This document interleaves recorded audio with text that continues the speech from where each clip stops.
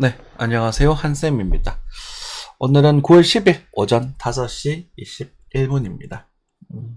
제가 한동안 컨디션이 좀 좋지 않아가지고요. 저 서울 갔다 와서 몸살이 좀 났나봐요. 그래서, 오늘 음성을 좀 못 돌려드렸습니다.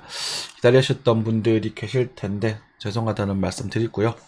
그래도 크게 시장이 변화는 없었으니까, 우리가 말씀드렸던, 우리 생방송에서 말씀드렸던 그 흐름에서 큰 변화는 없었고, 코인들 시장도 뭐, 돌아가면서 툭툭 튀는 그런 그림, 뭐, 비트코인도 크게 변화 없는 그런 상황이었을 겁니다. 그래서, 걱정은 안 하셨을 것이고, 좀 답답한 느낌은 있지 않았을까라는 생각이 드네요. 그래서 다시 오늘, 그래서 주말에 역시나 한번 방송을 녹화해 보도록 하겠습니다. 뉴스들 좀 봤는데요. 크게 볼 건 없는 것 같고요. 그리고 뭐 이런 이야기들도 들었었죠, 그죠? 미국이 이번에 얼마였지?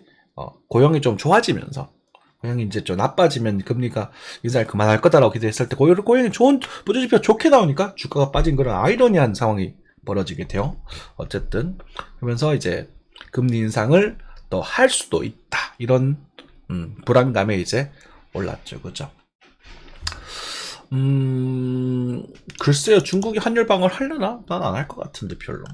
얘네들 채권 계속 내다 팔겠지. 그냥 개인적인 생각입니다. 외국인 주식 보유 비중 26%로 14년 만에 최저라고 하네요. 금리가 2% 차이 나니까. 여러분들이 외국인 투자자라면은 미국이라는 나라에서 5.5% 이자를 주는데 거기다 저축하시겠습니까? 아니면 한국이라는 나라에서 3.5%를 주니까 여기다 저축하시겠습니까? 저축을 해야 걔네들이 돌아서 증권사에서 뭐 돌려서 뭐 주식을 투자를 하든 말든지 뭐 돌아갈 거 아닙니까? 맞죠? 그러니까 그런 거예요. 외국인들이 저 한국의 매력을 못 느끼고 있는 거예요. 반대로 이제 사는 사람들은 이제 미래를 보는 거지. 금리를 낮추게 되면 뭐 한국 올라갈 수 있을 것이다. 이렇게 보는 것도 있는 사람도 있을 것이고 그렇게 남아 있겠죠. 그죠? 단순한 거예요. 안 그렇습니까? 그 정도 말씀드리겠고요. 애플 충격에 하이닉스 이노텍 휘청했다 얘기를 애플이 휘청거려서 제가 삼성전자가 좀 조정이 나올 거라고 생각을 했는데 삼성전자 별로 조정이 안 나오더라고요. 그죠. 간단하게 좀 이따 한번 살펴볼게고요. 그렇게 보고 화웨이 미스테리. 그죠. 이번에 이제 나름대로 좋은 반도체 칩이 들어가가지고 신기하고 있는 그런 상황, 그런 부분이고 비트코인 현물 ETF는 상장이 될 거예요. 저는 될 거라고 봅니다. 시간 문제겠죠. 언제 할 거냐. 그리고 지금 비트코인 잠재적인 이제 이슈들 몇 가지가 있거든요. 그리고 그 예전에 마운트 곡스 물량 이제 풀리는 부분이랑 이번에 FTX 물량도 좀 풀릴 수 있다고 하니까 여러분들 일시적인 충격에 대비하고 계셔야 됩니다. 네, 그거까지 제가 다 잡아드리지는 못해요. 그래서 여러분들에게 대비를 드리고 그런 종목들이 뭐뭐 있는지 여러분 말씀드리도록 하겠습니다. 따로 녹화를 해서 말씀드릴 수 있도록 그렇게 할까요? 네, 그건 보고 하겠습니다. 저희 단톡방에 다 올려드리니까 저희 단톡방 오셔가지고 그런 정보들 체크하시고 여러분들 의견도 제출해 주시고 그죠? 이렇게 뉴스 올려주시는 분들께 고맙다 인사 한마디 해주시고 그죠? 진짜 어둥이 떠중이들이 아니라 그런 사기꾼 새끼들 그런 애들 막 여러분 선동하려고 막 수익률 막 공 인증하고 막 그런 거 안 하잖아요. 저희는 정말 모여서 어성도성 있어가지고 의견도 제출하고 물론 제가 대장이긴 하지만 그죠? 여러분들이 뭐 얘기한다고 뭐 시황 올린다고 해서 제가 강퇴시키려 그러지 않잖아요. 강퇴 안 하는 방이죠. 다른 데는 뭐 말만 한마디 하면 강퇴시키지 않던가? 그죠? 자, 이런 부분 넘어가고요. 공사비 깡깡해지는 의미라 어쩌고 저쩌고. 자, 요 이하 주제가 좀 할 말이 좀 있습니다. 네. 톤당 61만원 하던 철근값 100만원이 넘어가고 있고 주택 창고 인하가 급감하고 있다. 시멘트도 지금 54% 올라가지고 400평당 490만원, 야 500만원 하던 게 860만원 정도까지 인상을 해달라고 요구하고 있다. 자, 오늘 주제가 될 것 같아요. 여러분들 이제 뒤에 주식 이야기들을 또 있겠지만 오늘 주제는 뭐 부동산이 될 것 같습니다. 딱 잘라서 말씀드리겠습니다. 작년 말에 집 사도 된다라고 말씀드렸던 사람 누가 있습니까? 여러분들 제 방송 보지 말고 다른 방송도 보시잖아요. 작년 말에 집 사도 된다고 말씀드렸던 사람 한 쌤밖에 없을걸요. 그죠? 그리고 그 한 쌤이 뭐라 그랬냐면 부동산 전문가라는 인간들이 부동산의 적정 가격을 전세 가격으로 책정을 하고 있더라고요. 전세 가격이 버티고 있기 때문에 부동산 가격이 떨어지지 않는다. 근데 전세 가격이 이번에 어떻게 됐었습니까? 박살났죠. 집값 떨어지면서. 그래서 집주인 한데 힘들었었죠. 맞죠? 안 그렇습니까? 전세 가격은 집값을 지켜주는데 아무런 영향을 미치지 못합니다. 오히려 터졌을 때 더 큰 폭탄을 불러올 수 있는 거예요. 생각해 보십시오. 전세 가격이 역전세가 나버리면 전세 세입자가 나간대요. 집주인은 집을 팔아도 갚지 못해요. 그러면서 하단 나는 거예요. 집이 경매로 넘어가야 되는 거고. 갚지를 못하니까. 그러니까 대출을 받아주는 거고. 그 돈이 한국 증시에 들어온 거고. 이해되십니까?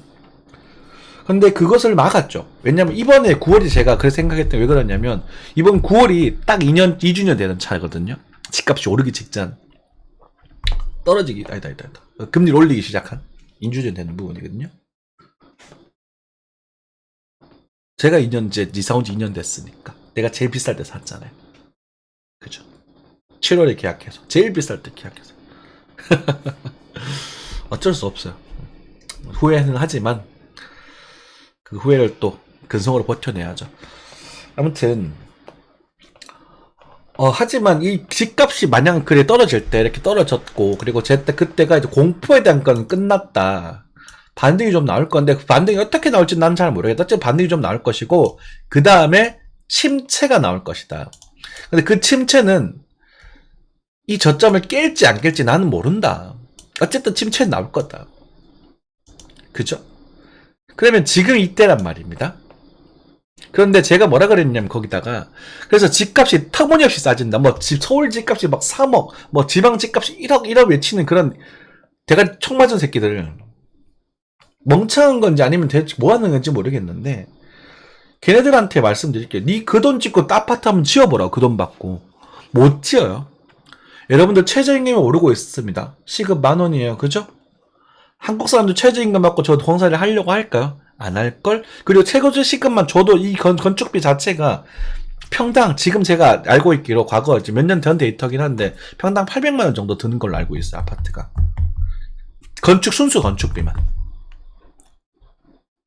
800만원 정도. 그러면 서울은 땅값이라는 게 또 존재하지 않습니까? 그러니까 프리미엄이 많이 붙어 나가는 거지. 근데 이제는 아마 아파트가 건축비가 평당 800만원이 넘어갈 겁니다. 얼추 봐도 1,200만원, 1,200만원 정도 생길 것 같아요. 그러니까 3억대 아파트를 사실 때 땅값은 거의 사실 아파트니까 땅값은 거의 없다고 보고 한 평이잖아요. 그죠? 없다고 보고 뭐 지방에 이제 좀 그냥 중형급 도시에서는 30평대 아파트가 3억대면은 괜찮은 가격이라고 생각하셔야 돼요. 이제는. 근데 건축비 이렇게 올라가는데 사실 봐봐. 문제가 생기는 것도 사실 21년, 22년 준공 나간 이런 아파트들 준공이란다. 이때 시공 들어간 아파트들 23년, 24년에 준공 나는 아파트 있잖아. 완공 아파트들이 부실 시공이 엄청나게 많아질 거라고 말씀을 드렸죠. 이거 조심하셔야 된다고. 지금 막 분양받는 사람들. 그때 누군가 옛날에 그 M사의 강모 대표가 분양받으라 했죠. 저도 분양받지 말라 그랬죠. 부실 시공 정말 많을 거라고. 근데 실제로 데이터가 말해주지 않습니까? 지금 LH에서 분양나는 건 그거고 순살자이. 걔네들 뿐만 아닐걸요? 모든 건축사가 다 부실 시공일 겁니다. 드러나지 않았을 뿐이지. 최근에 통을 안 빼먹어서 뿐이지 다 줄여 먹었을 거예요. 왜? 그럴 수밖에 없어요. 왜냐면 걔들이 수주를 받을 때는 이 가격대로 받는단 말이야. 싼 가격으로. 아까 말씀드리고 나와 있었는데 예를 들어서 뭐 평당 800만원으로 받았단 말이야. 근데 지어보니까 평당 1,000만원이 들더라고. 그럼 아파트 완공해서 팔면 손해인데? 그럼 이걸 니가라도 떼먹어야 될 거 아닙니까? 건축사가 뭐 그겁니까? 그게 옳다는 게 아니라 걔네들이 미친듯이 올라버렸잖아요. 인플레이션 때문에 물가가 지금 조금 진정된 게 이 정도잖아. 그러니까 얘네들 이것 때문에 특히 LH가 끼고 있는 LH 썩은 새끼들이거든요. 이거 전 뭐 자이보다 LH가 더 나쁜 놈이라고 생각하는데 자이 편드는 게 아니라 LH가 제일 나쁜 새끼야. 얘네들이 중간에 받아가지고 돈 떼먹고 넘기잖아. 맞잖아요. 이 돈 어디 갈 거예요? 그래서 부실시공이 텀쳐나는 거예요. 근데 오히려 그래서 지금 수주 받으려는 거는 애초에 높게 부를 겁니다. 남겨 먹을 거기 때문에. 그래서 아파트 분양가가 여러분들이 생각하는 값 이하로 떨어질 수가 없어요. 그러니까 제가 생각하는 거는 서울 거든요. 말씀드린 서울 거 10억. 서울 좀 괜찮은 지역입니다. 30평, 딱 30평대 아파트. 한 10년 이하의 준신축급. 10억. 그리고 서울 경기 쪽 7, 8억. 괜찮은데. 지방에 좀 좋은 위치 5억. 그리고 지방 광역시급 5억. 그리고 지방에 그냥 이제 중형 도시급에서 3억. 3에서 3.5억 정도. 요게 아파트 적정 가격이라고. 30평대입니다. 여기서 이제 지역에 따라 편차에 조금 차이 있겠죠. 뭐 강남 서초로 가면 15억 정도 올라갈 수 있을 거고, 좀 강북이나 저런 은평구 쪽으로 하면 조금 작아서 한 8억 정도까지 빠질 수도 있을 것이고, 요 정도 가격이 적정 가격을 말씀드렸잖아요. 실제 거기서 반등했잖아요. 안 그래요? 자, 여러분들도 이런 것들 좀 상식적인 선상에서 부동산 움직이더라고요. 한번 생각해 보시고, 여러분들 뭐 집값이 이제는 이제 다시 단기적인 고점대 영역이 들어왔기 때문에 저는 뭐 그렇게 뭐 대출을 권장해 드리고 싶진 않지만, 앞으로 이제 침체의 기간에 들어갈 겁니다. 침체의 기간에 들어가게 되면 이 집값은 뭐 이렇게 떨어지는 경우는 없을 거야. 아마 그냥 천천히 뭐 이런 느낌. 이렇게 가다가 또 나중에 이제 한 5년 6년이 넘어가게 되면 또 천천히 또 오르겠죠. 천천히 올랐다가 아마 우리 이 고점을 갱신하기 힘들 거라고 저는 봐야죠. 여기 지금 고점 정도를 깨서 아마 이제 이렇게 우리 주가 이런 거 있었잖아요. 우리 그 누구였냐 이거 우리 주식에도 많이 보죠. 이런 모습에서 아마 이제 2030년이 넘어가게 되면 이제 집값은 좀 떨어질 거라고 보고 있습니다. 2030 이후부터는 집값은 하락이다. 그런데 이때도 아주 좋은 위치, 입지 좋은 위치 있죠. 이런 애들은 집값을 버티거나 천천히 노상이 계속 할 겁니다. 이제부터는 입지 싸움입니다. 여러분들 부동산 하실 때 입지 공부 많이 하세요. 옆나라 일본 보면 답이 나오죠. 그렇죠? 조금만 변두리 넘어가면 정말 멋있는 막 전원주택인데 막 한국 돈 2억 3억 밖에 안 해요. 앞에 그 주차장도 다 딸려 있고, 그렇게 시골도 아니야. 한 40분이면 한 3, 40분이면 서울 갈 거거든요. 서울로 치면 남양주 정도 위치 정도 되려나? 그죠? 아무튼 얘기 조금 길었었습니다. 네. 그래서 그렇게 되고, 이제 그런 것들 때문에 지금 이제 준공이 안 나고 있죠. 인허가가 안 나고 있어요. 그죠? 착공이. 그래서 이제 집값은 이제 어느 정도 지금 반등한 위치고, 아마 뭐 사람들 신축을 너무 좋아하니까. 그런데 여러분들 집값에 대한 부분을 좀 아까 전에 첫 번째 녹화 때는 했는, 두 번째 녹화라서 뭐시기냐. 과거에도 우리가 이제 리먼 브라더스 때, 지금도 마찬가지겠지만 21년에 지어진 스타트에서 23년 정도에 완성된 아파트도 있잖아요. 이 아파트 부실 엄청 많을 거예요. 그래서 이거 웬만하면 사지 마세요. 그러니까 이거는 제 생각에는요, 지금 탈 안 나도요, 2년 안에 아마 물 새고 뭐 한다고 난리 날 거예요. 대부분 한 10개 중에 심하게는 5개 이상 그럴 거예요. 10개 중에. 농담한 힐스테이트고 나발이고 전부 다. 자이뿐만 아니고. 저는 그렇게 생각해요. 안 그럴 수가 없어. 여기서 만약에 이런 탈이 없는 아파트는 진짜 얘네들 건설사원 양심적인 거예요. 손해보고 팔았다는 얘기거든. 어떤 기업이 손해보고 팔아요. 얼마나 악독한 애들인데. 그쵸? 그래서 집을 사실 거면 이제, 그러니까 시공 들어가는 애들, 그러니까 지금 분양 나가는 애들을 찾아보십시오. 요런 애들 조금 비쌀 수는 있을 겁니다만, 아마 건축은 예민하게 할 겁니다. 좀 단단하고 안전하고, 뭐 층간소음도 적고, 그렇게 좀 진행을 할 거라고 생각을 하고, 제가 이제 집을 살 때, 제가 비쌀 때 샀죠. 제가 집을 살 때 이 아파트를 고른 여러 가지 이유들이 있었습니다. 뭐 병원도 가까이 있어야 되고, 저희 집에서 경대병원 차 타고 5분 안에 안 걸리거든요. 그리고 소방서도 119도 가까이 있어야 됩니다. 근데 119랑 시끄러워 안 되니까 시가지 이쪽으로 가고, 저희는 시가지 바깥쪽으로 하는 데서 얘가 119가 달려도 저희 집은 시끄럽지 않거든요. 그리고 대형마트 가까이 있어야 되고, 지하철도 걸어갈 수 있어야 됩니다. 근데 약간 변두리가 좀 좋아요. 저는 지금 중심가면 약간 변두리. 그래서 고가 외곽도로 쫙 타고 좀 나가면 외곽도로거든요. 고속도로 톨게이트 있고. 그렇습니다. 그러니까 서울로 치면은 어디가 좋을까? 뭐 김포 근처쯤은 될라나요? 그런 느낌이라고 생각하시면 될 것 같아요. 공항도 근처에 있으니 그럴 수 있겠네, 그지? 아무튼 근데 여러 가지 중에서 저는 건축 연도를 굉장히 민감하게 봤습니다. 2008년 리먼 브라더스 이전에 직전에 지어진 아파트, 요때 지어진 아파트 지금 같은 똑같은 상황이 벌어졌어요. 구실식이 굉장히 많았습니다. 그때. 그래서 요 전에 그 대신에 분양가가 쌌어요. 근데 요 뒤에 지어진 아파트들은 분양가가 확 오르기 시작합니다. 돈이 확 풀려버렸거든요. 리먼 브라더스 이후에 미국에 돈을 엄청나게 풀어버렸잖아요. 그러면서 전 세계들이 막 저금리 되면서 와, 관련했잖아요. 그래서 저희 아파트가 당시에 요때 이제 2009년에 아마 8년에 스타트가 돼가지고 아마 12년에 완공된 걸로 제가 알고 있거든요. 11년, 12년?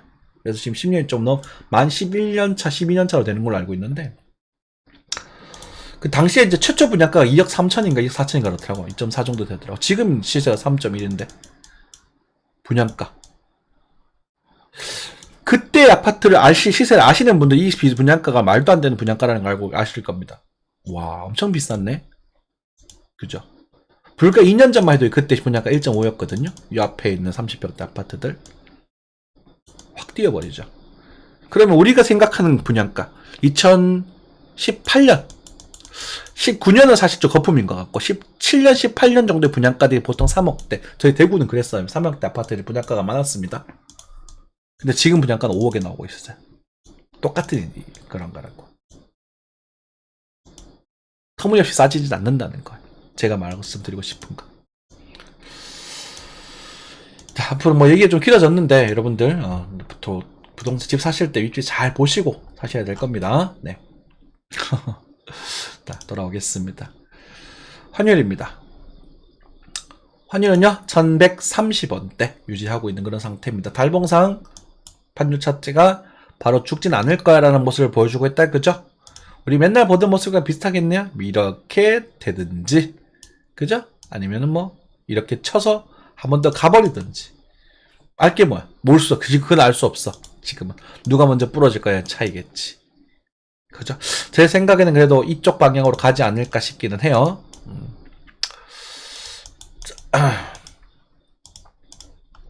넘어가겠습니다. S&P, S&P도 음봉이 2개나 떨어졌습니다. 자, 그냥 S&P고 나스다크고 간에 둘 다 비싸요. 많이 비싸요. 비싸요. 비싸다. 그냥 비싸다는 말밖에 안 할 거예요. 비싸요. 그런데 재밌는 건 우리가 이때잖아요. 제가 예정된 금리 인상이 예정되어 있기 때문에 아마 주가 하락을 불가피할 것이다 라고 말씀드렸던 이 시기. 그런데 어떤 분이 질문해 주셨죠. 금리 인상할 때 보통 주가가 오른다. 그러니까 이게 정상인 거예요. 왜? 경기가 좋아지기 때문에. 근데 이때는 사실 금리를 급격하게 올리면서 유동성 급격히 축소시키니까 그것에 대한 공포감이 생긴 부분인 것이고, 그러니까 여기를 블랭크를 쳐버리고 잘라버리고 내버리면 우리 주가는 이렇게 오르게 되는 거죠. 맞죠? 맞죠? 이렇게 오르게 되는 거예요. 그러면 여기가 거품이고 여기가 이제 빠지는 영역이 되는 거겠지. 그래서 저는 이렇게 갈 거라고 보는 거예요. 그리고 볼린저 밴드란 지표율 95% 신뢰성을 가지고 있다고 말씀드렸습니다. 지나고 보면 나오죠. 95%요. 95%. 그러니까 1원짜리 쫄면 안 되는 거야 이거는. 그래도 터지네. 왜 쫄아? 그렇잖아요. 95% 확률이 비싼 가격이 있는 거예요. 뭐 95%까지 아니더라도 한 90% 정도 과대평가되어 있지 않겠습니까? 그죠? 그 올라갈 확률이 10%, 떨어질 확률이 90%. 그러니까 내가 여러분들 사라는 말씀 못 드리는 부분이고.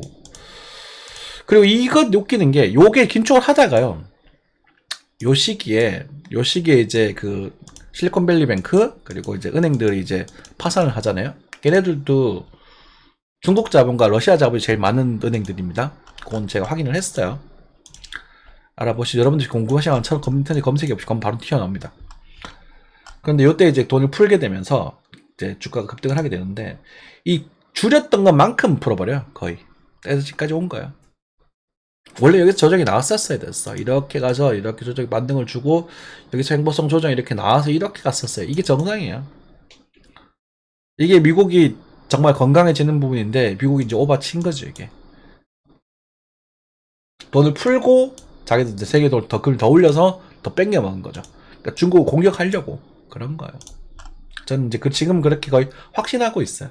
아, 얘네들이 금리 인상을 한 것, 그러니까 그 전부터 나아가서 돈을 풀었던 것부터 얘네들은 중국을 견제하려고 했던 것 같다. 그전엔 심증이었다면 코로나조차도 어쩌면 미국에서 만들었을 가능성이 높지 않겠는가.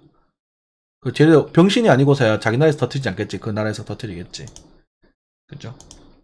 한 게 아닌가. 좀 미국이 조금 간사하죠. 영리하죠. 나쁘게 말하면 중국의 새끼들 단순 무식하고 좀 뭐 폭탄을 터뜨릴 거다 하면서 공산당 특징 아닙니까? 불바다를 만들어 버릴 거다 하면서 대놓고 좀 그렇죠. 그래도 미국이 낫지. 세계 최고의 온건 패권국 아닙니까? 아무튼 넘어가겠습니다. 아무튼 그렇게 된 부분이고. 그런데 일단 월봉상 두 개의 음봉 캔들이 등장을 했는데 요 구간을 사실 요 정도 구간을 생각을 해본다면 이게 나올 것인가 안 나올 것인가 궁금하긴 해요. 그러니까 얘가 요게 나오고 나서 조정을 줄 거냐 아니면 그냥 조정을 좀 주고 버티면서 나중에 수렴 패턴을 만들고 상방을 갈 거냐 그게 좀 궁금하긴 해요. 그러니까 수렴 패턴을 만들고 나면 저는 상방이 갈 거라고 보거든요. 수렴 패턴을 만들고 나면. 그런데 여기서 바로 들고 올려버리게 되면 저는 미국 증시 어쩌면 여기를 바라봐야 된다고 봐요. 그거야 결국은 오버했으니까. 글을 올릴 때 어떤 이슈가 나올는지는 모르겠습니다만 어쨌든 뭐 단기적인 부분이고 그것은 큰 뷰고 참 죄송합니다. 큰 뷰고 장기적인 부분이고 어쨌든 하락 다이버스가 나왔을 때 이 부분에 대해서 일단 뭐 어떻게 형성될 건지 체크해 볼 만은 하겠죠. 월봉 워낙 큰 사이즈다 보니 그래서 우리는 작은 사이즈에서 우리 여러 가지 이야기를 해야 될 텐데 월봉은 지금 확실히 고점에 대한 신호를 내고 있습니다. 바로 빠질지 한번 들어주고 빠질지. 근데 주봉에서는 나 아직 힘이 있거든 이라고 말해주고 있어요. 나 아직 힘 없거든. 좀 비싸긴 해. 그래 나도 내가 비싼 건 좀 알고 있는데 나 힘 좀 남아있어. 힘 좀 남아있는데 변수는 이거야 얘들아. 이 스토캐스틱이 뭐랑 뭐 지표가 말해주는 게 뭐냐면 내가 여기서 요렇게 들고 빠지면 빠질 수 있어. 그것에 대한 생명선이 주봉상 22평이야. 이때까지 지지를 다 받아왔거든. 근데 이번에는 깨지면 깨질 거야. 깨지면 그 다음 여기거든. 준비하고 있어. 이렇게 얘기해주고 있어요. 근데 나 아직 힘은 좀 있어. 쉽게 안 깨질 거야. 안 깨지고 싶어라고. 그러니까 이게 좋겠다. 안 깨지고 싶어라고 말해주고 있는 것 같아요. 주봉은 여력이 좀 남아있다. 왜 볼벤 상단이 여기거든. 제가 볼벤 16,400 정도까지 올라갈 수도 있잖아요. 그죠? 그런데 이게 여기를 가게 되면 아마 이렇게 빠질 겁니다.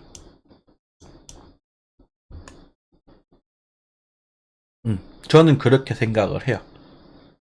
여기는 말이 안 되는 자리거든요. 자, 그런 부분이 있고. 근데 주봉은 아까 월봉은 완벽한 고평가, 주봉은 고평가지만 아직 여력이 좀 남아있는 상태. 그리고 날봉은 나 이제 좀 쉬면 안 될까? 라고 말해주고 있어요. 지금이 되게 이제 좀 있으면 양날이 검이 되는 시기인데 제가 여기서 오를 거다 떨어질 거다 함부로 말을 못 하겠어요. 왜냐면 다시 첫 시장으로 돌아와서 제가 시장을 했었을 때 이 앞에 건 얘기 안 했으면 여기 잡아드렸습니다. 이거 주였다 잡아드렸고 제가 여차 요 정도까지 봤다가 여기서 만나겠죠. 어쨌든 여기 거에도 있었어요. 두 번의 기회가 있었기 때문에 말하지 않겠습니다. 이 자리에서 내가 반등이 나올 거다라는 말씀을 드렸고 그리고 요 자리 15,100 그리고 15,400 그리고 15,600 560 정도였습니다. 여기였습니다. 여기 이 타점을 이렇게 말씀드렸을 때 이거 다 조정이 나온 포인트거든요. 그럼 포인트도 우리가 알 수 있어요. 그런데 여러분 생각해 보십시오. 추세가 깨졌습니까? 라는 질문 던지면 안 깨졌는데 여기 살짝 깨지는 것 같긴 했었는데 뚫어버렸네? 그 다음 타점 추세가 깨지는 타점 여기죠. 이거 떨어지는 거 보고 여기서 잡으면 되는 거예요. 맞죠? 그리고 이 상태에서 이 모습에 대해서 여러분들께 제가 뭐라 그랬냐면 여기 있는 모습은 여기 모습과 유사하게 나올 가능성이 큽니다. 알고 계십시오. 라고 말씀을 드리고 이 조정에 대해서 첫 번째 반등 포인트 15,300 15,280이었어요. 제가 말씀드렸던 포인트가 제 기억을 해. 그리고 실제로는 선물시장 11,300 정도, 약간 높고 큰 포인트에서 반등한다. 얘가 좀 이 차트가 좀 낮다 정도 말씀을 드리고, 그 다음 포인트 15,150 정도 반등이 또 나왔습니다. 그죠? 반등을 타점 잡는 건 쉬워 이렇게. 그런데 중요한 건 이 타점을 잡고 반등이 나왔는데 하다가 이거 두드려 맞아버리는 게 바보라고. 항상 말씀드리지, 어느 정도 관리해 주시고 익절로 싸셔야 돼요. 그게 대응이거든요. 그러면 이 뒤의 모습은요, 제가 얘기를 먼저 앞에 거 하고 원래 좀 다시 일본어로 들어갈게요. 이 뒤의 모습은 이런 식으로 진행이 될런지 모르겠습니다. 이제는 정말 모르겠습니다.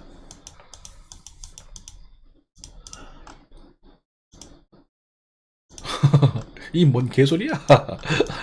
그런데 일봉상에서는 나 이제 상승이 좀 지쳐가, 나 이제 힘들어, 나스닥 이제 더 이상 올리기 힘들어라는 얘기를 계속 해주고 있어요. 그게 여기서부터였거든요. 자요. 너무 수지가 높아지는데. 얘기하겠습니다. 네. 배우고 싶으신 분들 저희 스터디방 노크해 주시면 감사하겠습니다. 자, 보조지표가요, 이렇게 있다가 침체를 딱 찍어서 조건 2편 꺾는 순간, 요때가 추세가 꺾이는 순간이라고 많이 얘기를 하거든요. 이 뒤에 거는 그냥 가는 길 가는 거예요. 요때. 근데 날봉에서 이렇게 잘 쭉쭉쭉쭉 나아가다가 여기서 침체를 찍었어요. 그러면서 이 평을 다 두드려 팼거든요. 그리고 이제 그 다음 봉을이요. 이게 전형적인 하락 달번 사이클이에요. 그러면 여기서 이거를 더 뚫으려면 버티다가 장대가 빡 터져야 됩니다. 거리가 쫙 실리면서 이렇게.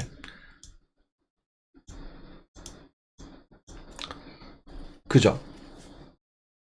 거리가 빡 실리면 실려야 되는데 그게 실릴 시나리오가 있는가라는 질문하면 네, 있습니다. 자, 9월에 금리 동결을 하면서 멘트 이렇게 치는 거죠. 아, 미국 경기는 여전히 강하지만 인플레이션 잡혔다. 우리의 금융정책은 성공했다. 이런 식의 아주 호재성 뉴스가 나오게 되면 그렇게 반응할 가능성도 있습니다. 나는 글쎄요. 그거는 모르겠습니다. 그렇게 나올지.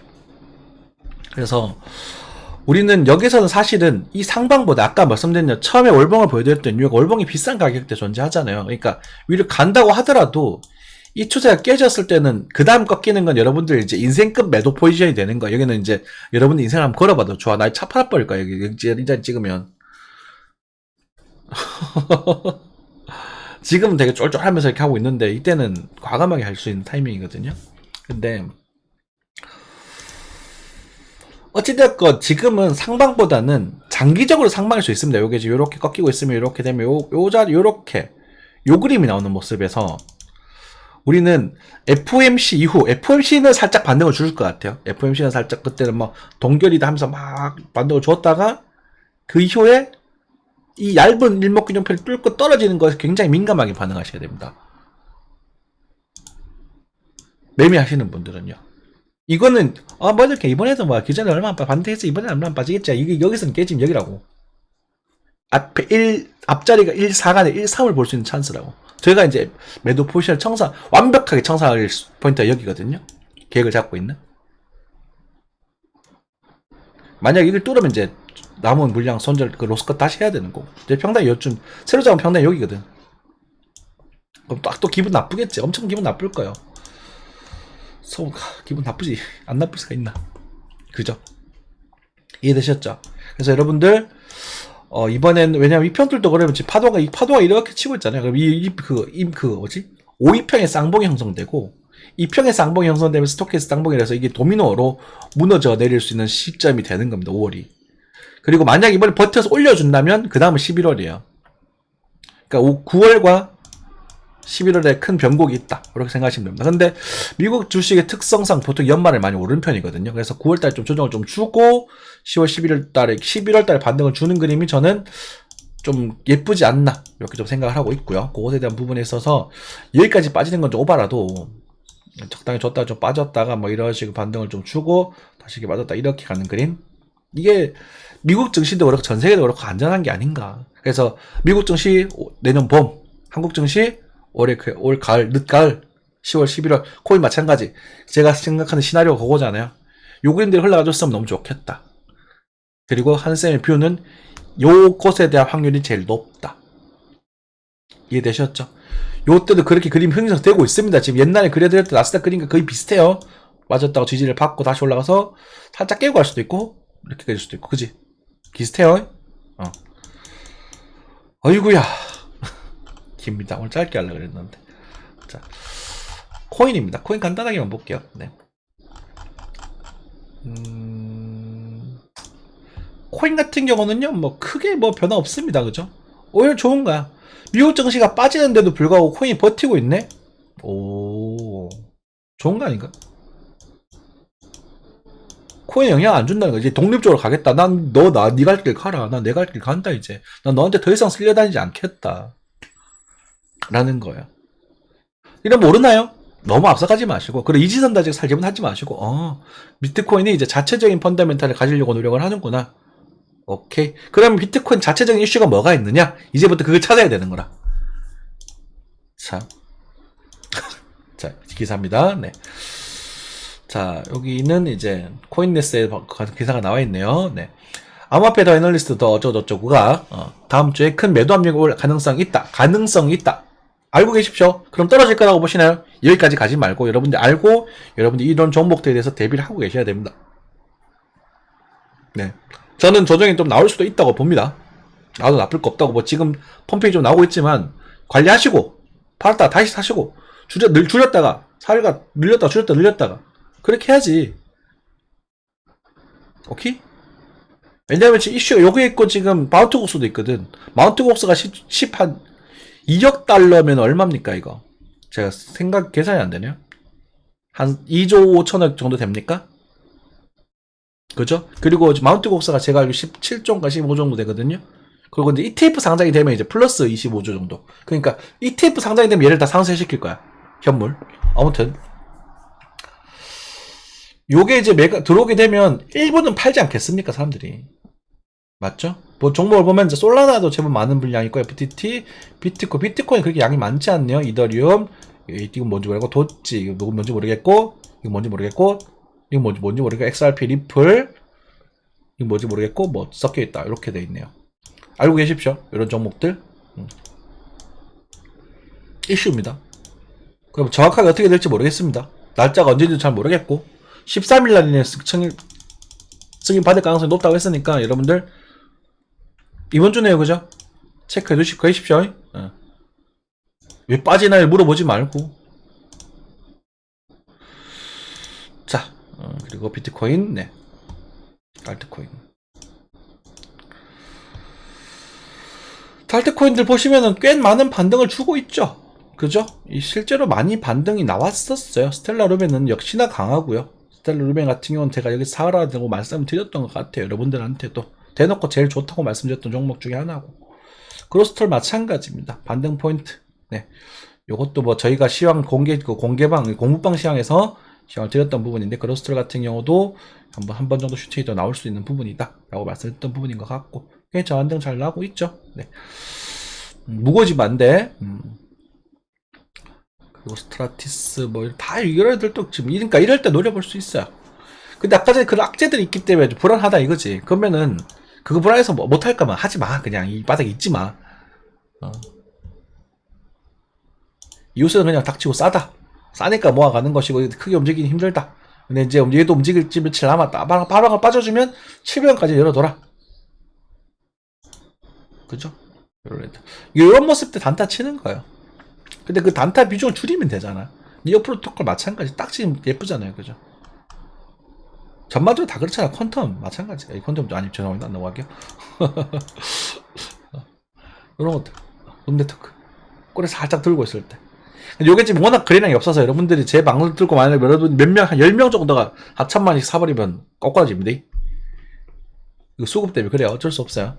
그래서 뭐 방송 보셔봤자 뭐 1, 20만원, 몇백만원 정도 수준이실 것이고, 그 정도는 뭐 손실 각오하시고라도 단타 또는 분할 매수 해봐도 괜찮지 않나 싶습니다. 근데 제가 말했던 정보 더 사지 마시고요.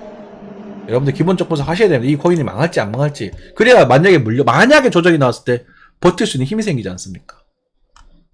안 그런가요? 그래서 지금 코인 시장은 사실 안 망할 종목 찾아내면 되는 거예요. 상패만 면하자 이런 마인드로 접근하셔도 저는 성공한다고 봅니다. 아시겠죠? 주말 동안 그래도 좋은 녹화를 한 것 같아서 기분이 좀 좋네요. 주말 잘 보내시고 힘찬 하루 보내시기 바라겠습니다. 감사합니다.